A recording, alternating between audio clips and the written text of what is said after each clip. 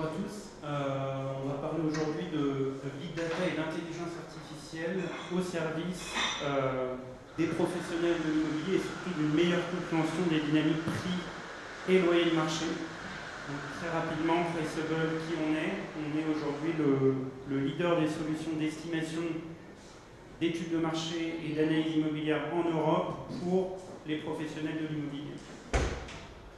Donc aujourd'hui, Priceable, c'est une entreprise qui a plus de 5 ans, avec plus de 180 employés, dont 50 en France. Et la majorité des équipes sont dédiées à la tech et à la donnée. Donc on est dans 9 pays, avec plus de 1000 clients et 10 000 utilisateurs. Très rapidement, Priceable, qu'est-ce que c'est? C'est 3 gros socles. Le socle de la donnée, donc on est spécialisé pour construire, retraiter et analyser des bases de données complexes pour les rendre accessibles aux professionnels. Enfin, ces données nous permettent d'alimenter nos algorithmes qui permettent de faire des estimations de prix et loyers de marché sur des actifs résidentiels. Et enfin, on va compiler ces 2 blocs dans nos solutions et nos API qui permettent d'avoir des plateformes sur lesquelles vous allez pouvoir retrouver toute l'estimation et aussi l'analyse de données. Donc, pour répondre à la question et voir comment justement la big data et l'intelligence artificielle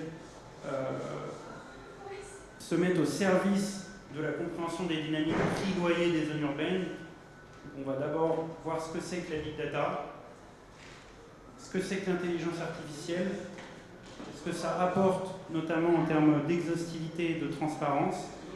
Et on verra aussi quelques exemples d'utilisation de la big data et de l'intelligence artificielle par des acteurs de l'immobilier. Donc, Priceable, en fait,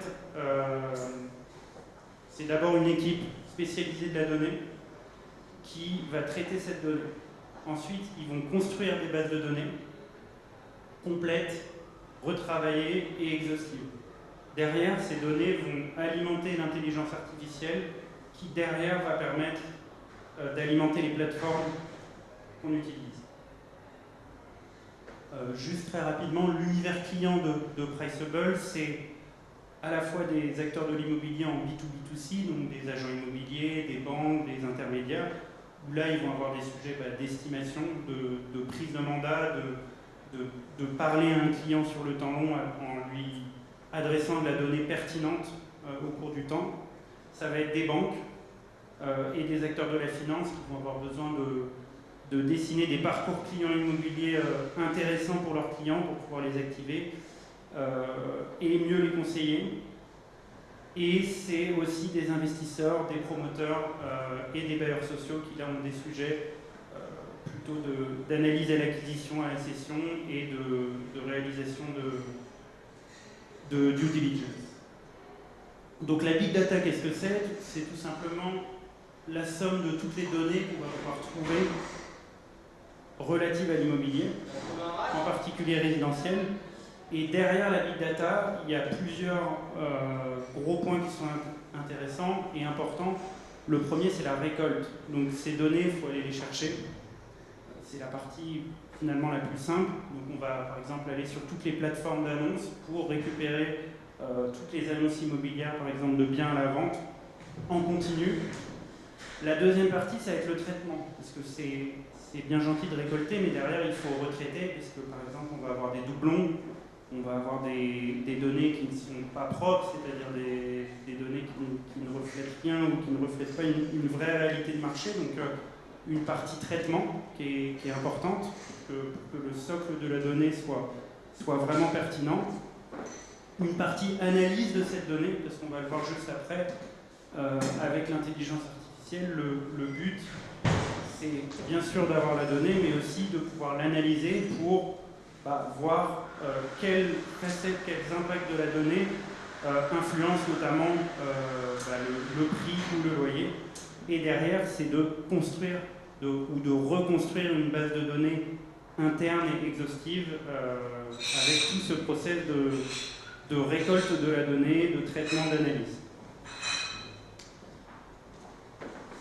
L'intelligence artificielle, qu'est-ce que c'est? L'intelligence artificielle, pour faire de l'intelligence artificielle, le principe c'est qu'on a besoin d'une masse de données, donc d'un nombre de données important. On a besoin d'une base de données, c'est ce qu'on a vu avant, qui a été retraitée, qui a été dédupliquée, pour pouvoir entraîner notamment des algorithmes.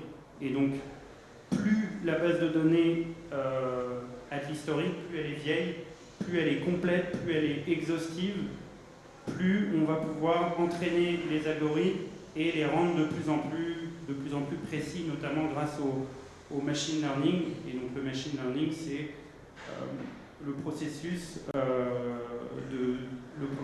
peu technique qui consiste à brasser toutes ces données pour en ressortir un modèle explicatif vraiment précis.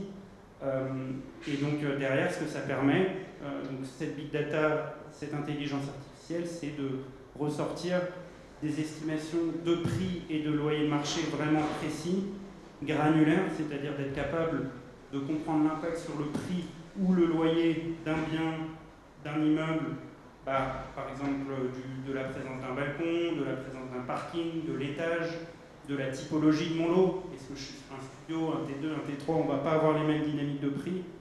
Ces dynamiques de prix vont aussi bouger dans le temps. Et donc, ça, c'est la partie intelligence artificielle.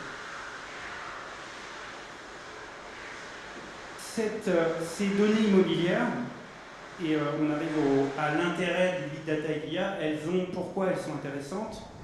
Parce qu'elles vont permettre de donner plus d'exhaustivité et de transparence pour globalement tous les acteurs de l'immobilier.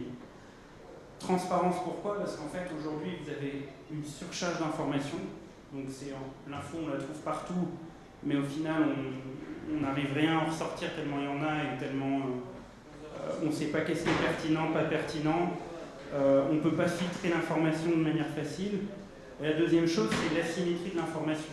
Tout le monde ne va pas forcément avoir la même information, le même accès à la donnée au même moment. Et donc là, l'idée, c'est vraiment de regrouper la donnée, de la rendre transparente et accessible à tous les professionnels de l'immobilier. La deuxième chose sur la transparence, c'est grâce à la big data et l'intelligence artificielle, de mettre en place donc, des techniques d'estimation qui vont venir remplacer des méthodes plus obsolètes et donner finalement une précision et une transparence plus forte, et qui vont aussi permettre de retirer toute la partie, tous les processus manuels de la consolidation de la donnée qui sont déjà faits du coup par la big data. En termes d'expérience client, en quoi ça peut servir? Tout simplement, les parcours clients immobiliers aujourd'hui, ils sont complexes, pas forcément clairs, il n'y a pas forcément une attention forte qui est portée à l'expérience client. Et donc le fait de présenter les données, d'être transparent sur le marché et de pouvoir le montrer, ça crée de la valeur aux professionnels, que ce soit des banques, des agents immobiliers. Et la deuxième partie, c'est aussi de pouvoir analyser la liquidité et de rendre des actifs un peu plus liquides en apportant cette transparence. Donc, ces données immobilières, c'est quoi les points importants? C'est notamment l'exhaustivité des annonces et des transactions. Donc, par exemple, ce qu'on fait en big data, c'est on va aller scraper, donc on va aller chercher sur toutes les plateformes immobilières du territoire en France, on va aller chercher toutes les nouvelles annonces de biens à la vente ou à la location qui apparaissent sur ces plateformes, et du coup on va avoir vraiment accès à toutes ces annonces, même quand elles ne sont plus en ligne sur les plateformes. Donc on stocke tout ça, et cette historisation va avoir énormément de valeur. On va aussi pouvoir en savoir plus sur finalement, est-ce que les choses se vendent, comment elles se vendent, est-ce qu'elles se vendent vite ou pas. Donc des indicateurs de liquidité, une transparence sur la liquidité, pas juste une information de prix et on ne sait pas ce qui s'est passé derrière. On va pouvoir aussi, au-delà de la donnée de prix et de loyer pur, pouvoir analyser la localisation dans son ensemble. Donc c'est quoi les lignes de transport autour de mon bien, est-ce que j'ai des projets de construction, Est-ce que j'ai du bruit? Je suis dans une zone où il y a du bruit, etc. Tout ça, on va pouvoir aller récolter aussi ces données-là. Et on va pouvoir aller récolter aussi des données qui vont permettre de mieux comprendre aussi en termes de prix les impacts sur tout ce qui va être critères ESG de durabilité, donc les labels énergétiques, etc. Qui vont pas forcément avoir le même impact en fonction des zones où vous êtes, des typologies que vous analysez. Donc ça, c'est les impacts de la big data et de l'intelligence artificielle. Après, maintenant, on va passer sur les exemples concrets de comment tout ça va être utilisé par des professionnels de l'immobilier. Donc, j'ai pris des exemples un peu variés pour vous montrer un petit peu la palette. Ça peut être des bailleurs, donc par exemple Inly, où on va pouvoir, grâce à un outil comme Priceable et donc la big data et l'intelligence artificielle, analyser des portefeuilles, notamment là à la vente, et regarder, avoir une analyse vraiment rapide à l'échelle de plusieurs immeubles des prix et des loyers d'un portefeuille. Deuxième exemple, c'est l'exemple des notaires. On travaille avec la Chambre des notaires du Grand Paris qui utilise Priceable pour développer en fait leur propre algorithme d'estimation. Là, c'est un petit peu différent. Ils vont utiliser la technologie d'intelligence artificielle en injectant leurs données de notaire, donc de la base bien, pour recréer un autre algorithme en injectant de la donnée qui leur appartient. Un autre exemple avec Foncia Valorisation, donc sur une partie expertise, où là le sujet va être de faire tout le premier niveau d'analyse de portefeuille immobilier résidentiel. Et donc là, c'est plus des acteurs qui travaillent avec des institutionnels, donc ils vont avoir des portefeuilles importants à valoriser en résidentiel. Et enfin, dernier exemple, Gessina sur un exemple de foncière, où là, le sujet, c'est de pouvoir vraiment suivre les prix et les loyers d'un patrimoine conséquent de plus de 10 000 logements. Écoutez, voilà, je vous remercie pour votre disponibilité, et si vous avez des questions, n'hésitez pas à venir nous voir à notre stand. Merci à vous. Oui. Est-ce que c'est applicable aux friches, les friches industrielles, commerciales, habitat?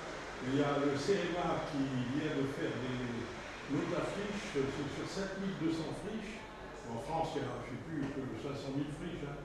Moi, je travaille je suis président du club des échos Business Angels, et je m'intéresse à l'immobilier solidaire. Alors, qui dit immobilier solidaire dit construction ou rénovation d'immeubles ou transformation d'immeubles,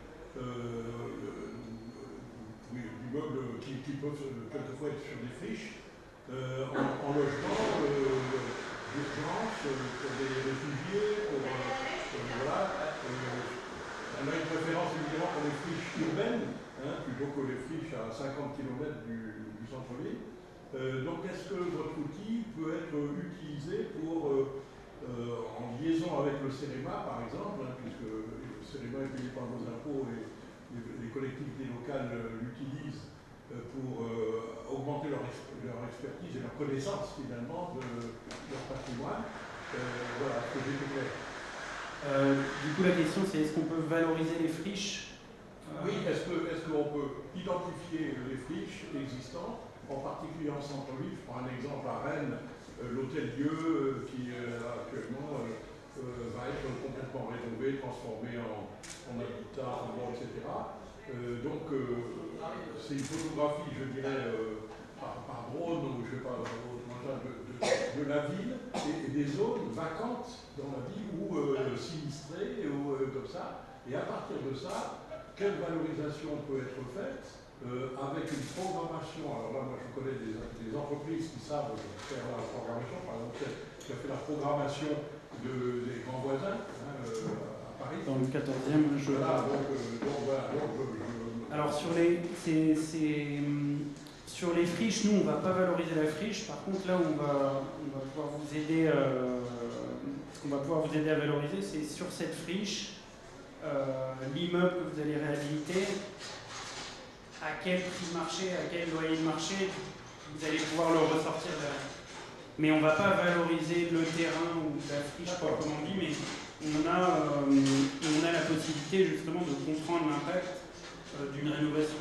Donc l'impact prix ou l'impact loyer sur une rénovation, c'est quelque chose qu'on peut faire avec... Non, parce que l'objectif, c'est finalement de renseigner, de donner les moyens aux décideurs, qui sont par exemple la ville, ou la collectivité locale ou la région, donc donner des éléments d'image qui montrent ce que ça peut être maintenant, et après en faisant la modélisation 3D, Alors ça on ne fait pas, nous on est vraiment dans la partie étude de marché, de faisabilité, de prix, de ce qui existe, de l'existant ou sur un terrain. On va pouvoir monter un immeuble ou quelque chose sur un terrain et là on va se poser la question comment je vais pouvoir le valoriser en prix et en loyer derrière. Et pourquoi vous appelez ça priceable? Pourquoi vous appelez ça priceable? Pourquoi priceable? C'est une très bonne question parce que price c'est le prix et able c'est le télescope. Donc, en fait priceable c'est le télescope des prix de l'immobilier résidentiel. C'est le nom anglais pour télescope, le nom priceable. Vous appartenez à une société anglaise? Non, c'est juste qu'on est on est dans plusieurs pays.